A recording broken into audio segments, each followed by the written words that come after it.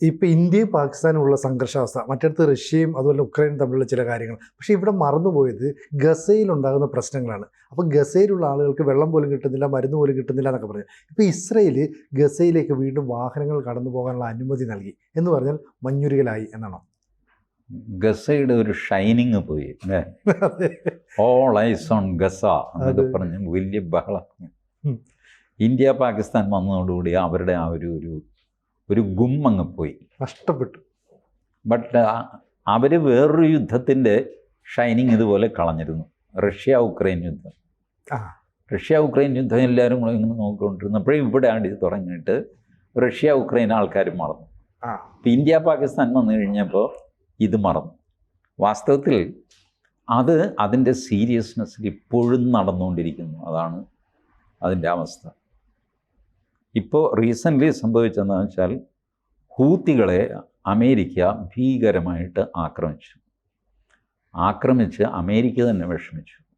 America വിചാരിച്ച പോലെ ഹൂത്തികളെ ഒതുക്കാൻ പറ്റുന്നില്ല.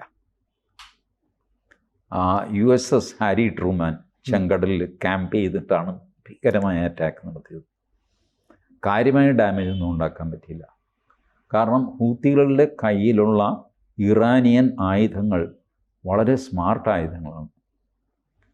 മാത്രമല്ല ഹൂത്തികൾ ടെൽ അവീവിലേക്ക് മിസൈൽ അയച്ചു. ഇസ്രായേലിന് സാമർഥ്യം ഉള്ളതുകൊണ്ട് ടെൽ അവീവ് നശിച്ചില്ല. അല്ലെങ്കിൽ ടെൽ അവീവിനെ ഭസ്മമാക്കിയുള്ളത് ഒറ്റ മിസൈൽ കൊണ്ട്. 2400 കിലോമീറ്ററോ മറ്റാണ് അതിൻ്റെ റേഞ്ച് ഒരു മിസൈലിന്. ഇറാൻ്റെ മിസൈലാണ്. ഇത് വന്നു കഴിഞ്ഞപ്പോൾ ഈ വലിയ മീശക്കൊമ്പൻ ട്രംപ് കരാറുണ്ടാക്കി ഹൂത്തികളുമായിട്ട്. എന്താണെന്നറിയാമോ? അമേരിക്കയുടെ കപ്പലുകൾ ആക്രമിക്കില്ല ഹൂത്തികൾ, ബാക്കി ആരുടെ വേണമെങ്കിലും ആക്രമിച്ചു. ഇസ്രായേൽ ഇതെന്ത് പരിപാടി, ചേട്ടൻ പ്രൈവറ്റ്ലി അവനുമായിട്ട് സെറ്റിൽ ചെയ്യുന്നു. അപ്പോൾ അമേരിക്ക പറഞ്ഞു, അല്ല നിനക്ക് ചെയ്യാനുള്ള എന്താണെന്ന് വെച്ചാൽ നീ ചെയ്തു, എന്നെ ഉപദ്രവിക്കാതെ. അതെങ്ങനെ ചേട്ടൻ കാല് മാറുകയാണോ? അമേരിക്ക പറഞ്ഞു, കാലൊന്നും മാറുന്നില്ല എന്നാലും എന്നൊക്കെ പറഞ്ഞിട്ട്. കാരണം ഹൂത്തിയുടെ അടുത്ത് നടക്കുന്നില്ല ഒരു കാര്യം, പിടിച്ചിരിക്കാൻ പറ്റുന്നില്ല അമേരിക്കയ്ക്ക്. അത് അമേരിക്കയ്ക്ക് ഹൂത്തിയോട് നേരിട്ട് സംസാരിക്കാൻ പറ്റുമോ? നാണക്കേടല്ലേ, കുറച്ചിലല്ലേ. അതുകൊണ്ട് ഒമാനെ എടുത്ത് നടുക്കിട്ടു. ഒമാനാണ് മധ്യസ്ഥം വഹിച്ച് അമേരിക്കയും ഹൂത്തിയും തമ്മിൽ ഒരു വെടിനിർത്തൽ കരാറുണ്ടാക്കി. അമേരിക്കൻ കപ്പലുകളെ ഹൂത്തികൾ ആക്രമിക്കില്ല, വേറെ എല്ലാ കപ്പലുകളെയും ആക്രമിച്ചാൽ അമേരിക്കയെ ഇടപെടാനും പാടില്ല. ചുരുക്കി പറഞ്ഞാൽ ഇസ്രായേൽ ഒറ്റപ്പെട്ടു പോകുന്ന സ്ഥിതിയായി. ബട്ട് ഇസ്രായേൽ ഇപ്പോഴും ഒരടി പോലും പിന്നോട്ട് വയ്ക്കാൻ സാധ്യതയില്ല. ഇതിപ്പോൾ ഈ തുറന്നു കൊടുത്തു, കുറേ മരുന്ന് ട്രക്ക് കയറ്റി വിടും, കുറച്ച് ദിവസം കഴിയുമ്പോൾ അത് സ്റ്റോപ്പ് ചെയ്യും, ഇങ്ങനെയൊക്കെ ചെയ്യും. അത് തുറന്നുകൊണ്ടേയിരിക്കുന്നു.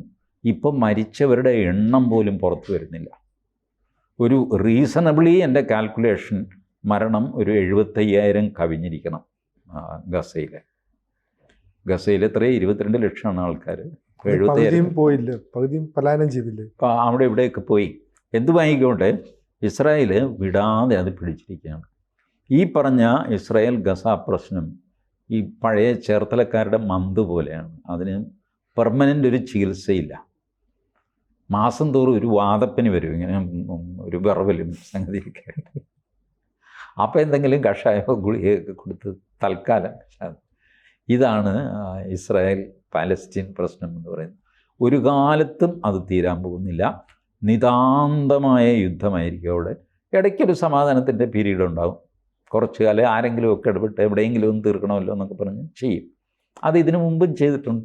ക്യാമ്പ് ഡേവിഡ് കരാർ, നമ്മളുടെ കിസ്സിഞ്ചർ, ഇവരൊക്കെ ഇടപെട്ടിട്ട് അങ്ങനെയൊക്കെ ചെയ്തതല്ലേ. കുറച്ച് കാലം അത് നിൽക്കും, അത് കഴിയുമ്പോൾ വീണ്ടും വെടിപൊട്ടും. ഈ അവസ്ഥയാണ്. ഇസ്രായേൽ ഇപ്പോഴും ഒട്ടും വിട്ടുകൊടുക്കാതെ നിൽക്കുകയാണ്. ഇതിനിടയ്ക്ക് ട്രംപ് ഈ ഗൾഫ് രാജ്യങ്ങളൊരു സന്ദർശനം നടത്തി. അന്ന് ഈ മുഹമ്മദ് ബിൻ സൽമാൻ രാജകുമാരൻ്റെ പ്രേരണയായാൽ ഈ സിറിയൻ പ്രസിഡൻ്റായ അഹമ്മദ് അൽ ഷറയുമായി ഒരു കൂടിക്കാഴ്ച നടത്തി. 25 വർഷത്തിന് ശേഷമാണ് ആ കൂടിക്കാഴ്ച. അങ്ങനെയാണെങ്കിൽ ഈ ഹൂത്തികളുടെ ആക്രമണത്തിനൊക്കെ ഒരു നിയന്ത്രണം വരേണ്ടതല്ലേ, ചില ഒത്തുതീർപ്പൊക്കെ വരേണ്ടതല്ലേ? അങ്ങനെ അയാൾ അമേരിക്കയുടെ കാര്യം അയാൾ നടത്തി. ട്രംപ് അങ്ങനെ അമേരിക്കയെ ഇനി ഹൂത്തിയെ ആക്രമിക്കുകയില്ല, അമേരിക്കൻ കപ്പലുകളെ ആക്രമിക്കുകയില്ല. ഇയാൾ ഒന്നാം തരം തീവ്രവാദിയാണ്. അൽ ഷറ എന്നത്. അൽ ഷറ. ഇയാളുടെ ഒറിജിനൽ പേരെന്താ? ജോലാനി. ജുലാനി. ഓർക്കണില്ലേ? അതെ അതെ സിറിയയിൽ ജ്വലാനി അധികാരത്തിൽ വന്നു. അതെ. ഈ ജ്വലാനി അയാൾ പറഞ്ഞു ശരിക്കും എൻ്റെ പേര് ജ്വലാനി എന്നല്ല, അഹമ്മദ് അഹമ്മദ് അൽ ഷറ എന്നാണ് എൻ്റെ ഒറിജിനൽ പേര്. അതുകൊണ്ട് ഞാൻ ഒറിജിനൽ പേര് സ്വീകരിക്കുന്നു. ട്രംപ് ഇപ്പോൾ പറയുന്ന ന്യായം എന്താണെന്നറിയാമോ? ചേട്ടാ ഇവൻ ISIS കാരനല്ലേ? അല്ല, അവൻ ISIS ഇന്ന് വിട്ടു, സത്യമാണ്. ISIS ഇന്ന് വിഘടിച്ചു വന്ന HTS എന്ന ഒരു തീവ്രവാദ സംഘടനയുടെ നേതാവാണ് ഈ അൽ ഷാറ എന്ന ജോലാനി. അതെ. ഇപ്പോൾ ISIS ഇന്ന് വിഘടിച്ച് അതിലും തീവ്രമായ ഒരു സാധനം ഉണ്ടാക്കിയപ്പോൾ ട്രംപ് സാങ്കേതികമായിട്ട് പറഞ്ഞു അയാൾ ISIS വിട്ടെന്ന് പറഞ്ഞല്ലോ, പിന്നെ ഇനി എന്താ? ഇത് പറഞ്ഞ് ഹൂത്തി എന്ന തീവ്രവാദിയുമായിട്ട് കോംപ്രമൈസ് ചെയ്തു. ഈ അൽ ഷറ വഴി HTS വഴി ISISമായിട്ടും ട്രംപ് കോംപ്രമൈസ് ചെയ്തു. ട്രംപിൻ്റെ ഇപ്പോഴത്തെ നിലപാട് അമേരിക്കയെ ഉപദ്രവിക്കാത്തിടത്തോളം കാലം തീവ്രവാദമോ കുന്തമോ എന്താണെന്ന് വെച്ചാൽ നിങ്ങൾ നടത്തിക്കൂ, അമേരിക്കയ്ക്ക് കാശ് കിട്ടണം. സൗദി അറേബ്യ പറഞ്ഞു നിങ്ങൾ ആ പാലസ്തീനിലൊന്ന് നിങ്ങളുടെ നിലപാട് മയപ്പെടുത്തണം, ഞങ്ങളെന്തോ 6000 ബില്യണോ അങ്ങനെ എന്തോ ഇൻവെസ്റ്റ്മെൻറ്റ് നടത്തുന്നൊക്കെ പറഞ്ഞു. ഖത്തർ ഒരു വിമാനം വെറുതെ കൊടുത്തു, സമ്മാനമായിട്ട് കൊടുത്തു. ഇങ്ങനെയൊക്കെ ചെയ്ത് ഇവർ, ഖത്തറാണ് ഈ ഹമാസിൻ്റെ താവളം, ഹമാസിൻ്റെ നേതാക്കൾ മുഴുവൻ കുളിച്ചുകൊണ്ട് താമസിക്കുന്നത് ഖത്തറിലാണ്. ഇതൊന്നും ട്രംപിന് അറിയണ്ട, എന്നെ ഉപദ്രവിക്കരുത്, എനിക്ക് കാശ് വേണം. ഇതാണ് ട്രംപിൻ്റെ നയം. സംഭവം വളരെ ക്ലിയറാണ്. അപ്പോൾ ഈ ഇറാൻ ആണവായുധമൊക്കെ ഉണ്ടാക്കുന്നു, ഞങ്ങളിപ്പം വന്ന് പരിശോധനയ്ക്ക് ആളെ വിടുമെന്നൊക്കെ പറഞ്ഞ അമേരിക്ക ഇപ്പോൾ ഇറാനുമായിട്ട് ഒരു ചർച്ച നടത്തിയിട്ട് നിങ്ങളതൊന്നും ചെയ്യരുന്നു. പക്ഷേ ഇതിനകത്ത് നെതന്യാഹുവിനെ കൂട്ടിയില്ലല്ലോ ഇറാനുമായിട്ടുള്ള ചർച്ചയിൽ, ബന്ദികളെ വിടുന്ന. ഇസ്രായേൽ കൂടുതൽ ഒറ്റപ്പെട്ടുകൊണ്ടിരിക്കുകയാണ്. അത് വളരെ അപകടമാണ് ട്രംപിന് തന്നെ. കാരണം ഇസ്രായേലിന് അമേരിക്കയ്ക്കുള്ളിലുള്ള സ്വാധീനം വളരെ കൂടുതലാണ്. അവരെ ട്രംപ് അണ്ടർ എസ്റ്റിമേറ്റ് ചെയ്യുന്നത് ദോഷമായിട്ടേ വരുള്ളൂ അമേരിക്കയ്ക്ക്. പക്ഷേ അവിടെ വന്നു കഴിയുമ്പോൾ ട്രംപ് നേരെ തിരിയുകയും ചെയ്യും. ഈ ഏർപ്പാടെല്ലാം ചെയ്തിട്ട് ഇസ്രായേലിൻ്റെ കാര്യം വരുമ്പോഴുണ്ടല്ലോ അഡീഷണൽ ഒരു 100 ബില്യൺ ആയുധങ്ങൾ കൂടെ ഇസ്രായേലിന് കൊടുക്കുമെന്ന് പറയുന്നു. അപ്പോൾ ബാക്കിയുള്ളവർ ചോദിക്കും അതെന്താ ചേട്ടാ നമ്മൾ തമ്മിലുള്ള കരാറിന് തെറ്റൊന്നുമില്ല, ഞാൻ ഇസ്രായേലിനൊന്നും കൊടുക്കില്ല എന്നൊന്നും നിങ്ങളോട് പറഞ്ഞിട്ടില്ലല്ലോ, ഇസ്രായേലിന് ഞാൻ കൊടുക്കുന്നു. ഇങ്ങനെ അന്യോന്യം വഴക്കിടിക്കുക, അതിൽ നിന്ന് കാശുണ്ടാക്കുക, വഴക്ക് തീർക്കുക, അതിൽ നിന്ന് കാശുണ്ടാക്കുക. അങ്ങനെ അതാണ് അമേരിക്കയുടെ നയം. പക്ഷെ അത് ട്രംപ് സ്വയം ശവക്കുഴി കൊണ്ടുപോകണോ അത് ഇസ്രായേലിലെ കുഴി ചാടിക്കുവാണോ?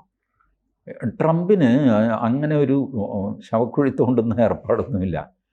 ഫൈനാൻഷ്യലാകുമ്പോൾ പുള്ളി ഒരു ബിസിനസ്സുകാരനാണല്ലോ. അതെ, കാശുണ്ടാക്കുക ഇതാണ് പുള്ളിയുടെ നോട്ടം, അമേരിക്കയുടെ വികസനം. അതുകൊണ്ടാണ് പാകിസ്ഥാനത്തെ മറ്റേ ക്രിപ്റ്റോ കറൻസി ഏർപ്പാട്, ട്രംപിൻ്റെ മകൻ്റെ ഏർപ്പാട്, ഇപ്പോൾ അത് ഇതൊക്കെ ആയിട്ട് പുള്ളിക്ക് പൈസ വേണം, പുള്ളിക്ക് പേഴ്സണലി പൈസ വേണം, അമേരിക്കയ്ക്ക് പൈസ വേണം. ഇത് രണ്ടും ഉണ്ടെങ്കിൽ സന്തോഷം. ഒന്നുമില്ലെങ്കിൽ സ്വന്തക്കാർക്കെങ്കിലും 10 പൈസ കിട്ടണം. ആ രീതിയിലേക്കാണ് ട്രംപ് പോകുന്നത്.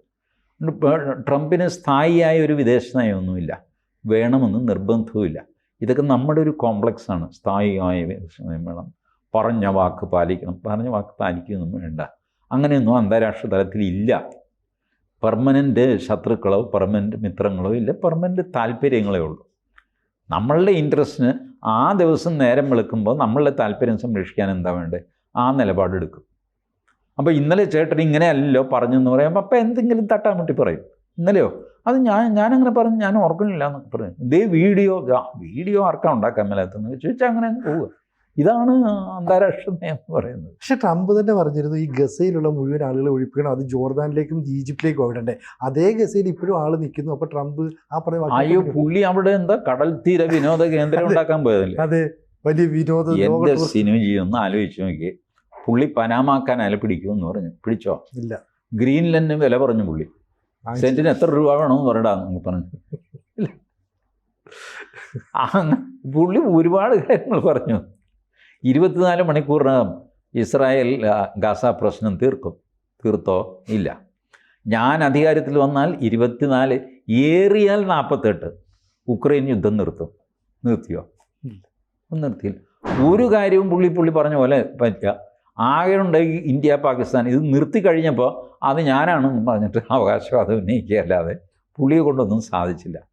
ബട്ട് പുള്ളിക്കതിൽ ഖേദമൊന്നുമില്ല. കാരണം അമേരിക്കയുടെ പോക്ക് അങ്ങനെയാണെന്ന്, എല്ലാ കാലത്തും പൈസ ഉണ്ടാക്കുക, ലോകത്തിൻ്റെ തലപ്പത്ത് നിൽക്കുക. അതിനുവേണ്ടി എന്ത് ഹീനതന്ത്രവും അവർ ചെയ്യും. അല്ലാതെ സത്യധർമാദികൾ എന്നൊക്കെ പറഞ്ഞുള്ള കാര്യമൊന്നും അമേരിക്കയ്ക്കില്ല, റഷ്യയ്ക്കില്ല, ഈവൻ നമുക്ക് പോലും ഉണ്ടാവാൻ പാടില്ല. സത്യം, ധർമ്മം എന്നൊക്കെ പറയുന്നത് പേഴ്സണൽ വാല്യൂ ആണ്. ഒരു ഭരണാധികാരി പേഴ്സണലി സത്യധർമാദികൾ പാലിക്കുന്നവനായിരിക്കണം. പക്ഷേ രാഷ്ട്രത്തിന് സത്യവും ധർമ്മവും എന്നൊക്കെ പറയുന്നത് വിജയത്തിൻ്റെ അടിസ്ഥാനത്തിലാണ് വിലയിരുത്തൽ മുഴുവൻ.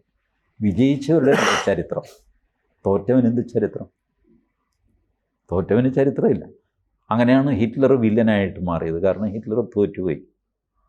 ഹിറ്റ്ലർ ജയിച്ചിരുന്നെങ്കിൽ ഹിറ്റ്ലർ ഹീറോ ആകുകയും ഈ സ്റ്റാലിനും ബാക്കിയുള്ള കൂട്ടർക്ക് ഇപ്പോൾ ഈ ഇരിക്കുന്ന നേതാക്കന്മാരൊക്കെ വില്ലന്മാരായിട്ട് മാറിയാണ്. നിർഭാഗ്യവശാൽ അയാൾ തോറ്റുപോയി. അപ്പം പറഞ്ഞു വന്നാൽ ട്രംപ് ഇസ്രായേലിനെ ചതിക്കുകയാണോ അതോ ഇസ്രായേൽ ട്രംപിനെ കൈവിടണോ? എന്ത് പറഞ്ഞ് നമ്മൾ നിർത്തും? നമുക്ക് അങ്ങനെ നിർത്തണ്ട. കാരണം അങ്ങനെ നിൽക്കാനും പോകുന്നില്ല. അത് ഇസ്രായേലിൻ്റെ സാമർഥ്യമുണ്ട്. അമേരിക്കയ്ക്കുള്ളിൽ അവരുടെ ലോബി വളരെ ശക്തമാണ്. ഒരു പരിധി വിട്ട് ട്രംപ് അങ്ങനെ കളിക്കാൻ പോകുന്നില്ല. വരും ദിവസങ്ങളിൽ അത് ഒരു ഡെവലപ്പിംഗ് സ്റ്റോറിയാണ്, അതിന് എൻഡില്ല. ഞാനതാണ് ചേർത്തലക്കാരുടെ മന്ദിനോട് ഉപമിക്കാൻ കാര്യം. അതാണ് ഇടയ്ക്കിടയ്ക്ക് വാദപ്പിന് വരുന്ന ഒരു ഏർപ്പാടാണ്. ഇപ്പൊ തൽക്കാലം ഇന്ത്യ പാക് സംഘർഷത്തിൽ അതൊന്നും മുങ്ങിയതേ ഉള്ളൂ, ഇനിയും വരുമെന്നാണ്. ഉറപ്പായിട്ട് വരും. കാത്തിരിക്കാം.